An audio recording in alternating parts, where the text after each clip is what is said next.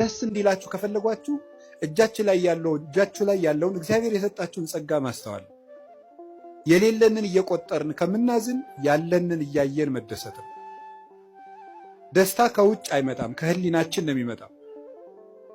አንዱ የምናባክነው በጣም እያባከን ነው ያልነው ነገር አካላችን፣ አይምሯችን።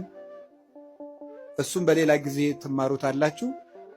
እንዴት አድርገን እግዚአብሔር የሰጠንን አካል እያባከን ነው እንደሆነ ትማሩታላችሁ።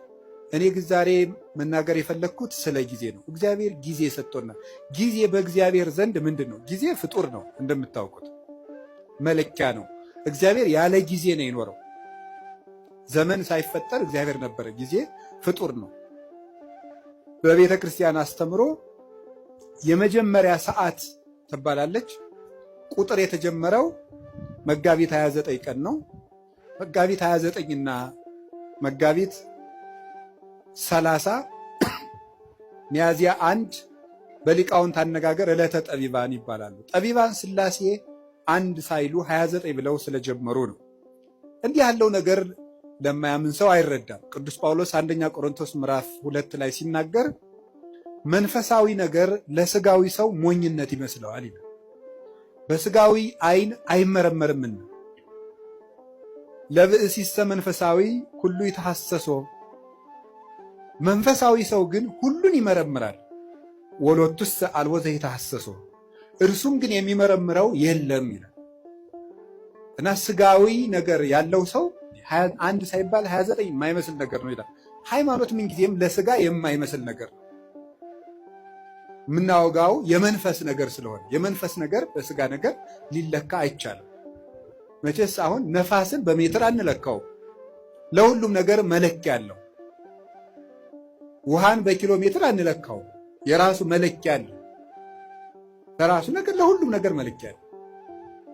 ከፍታም መለኪያ አለው፣ ዝቅታም መለኪያ አለው፣ ረቂቅ ነገር መለኪያ አለው፣ ፈሳሽ ነገር መለኪያ አለው፣ ጠጣርም መለኪያ አለው።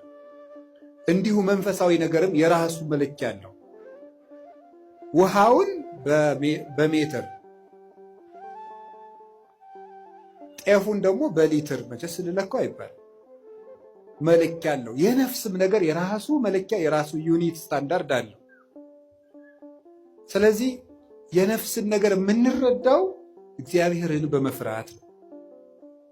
እግዚአብሔር ጊዜን ሳይፈጥር ነበረ፣ ጊዜን ፈጠረ። የመጀመሪያዋ ሰዓት መጋቢት 29 ቀን ፈጠረ። ጊዜ በጊዜ ምን እንደተደረገ አስተውሉ። በጊዜ ከተደረጉ ነገሮች አንዱ እግዚአብሔር በጊዜ ይሄንን ዓለም ፈጥሮታል። ይሄንን ዓለም ፈጠረ። 7 ዕለታትን ፈጠረና አቆመ። 7 ዕለታት በዕብራውያን አነጋገር 7 ቁጥር ፍጹም ቁጥር ተደርጎ ይነገራል። መጽሐፍ ቅዱስ ሲተረጎም ማወቅ ካለብን ነገሮች አንዱ የመጽሐፍ ቅዱስን መነሻ ባህል ነው ማወቅ የሚገባል።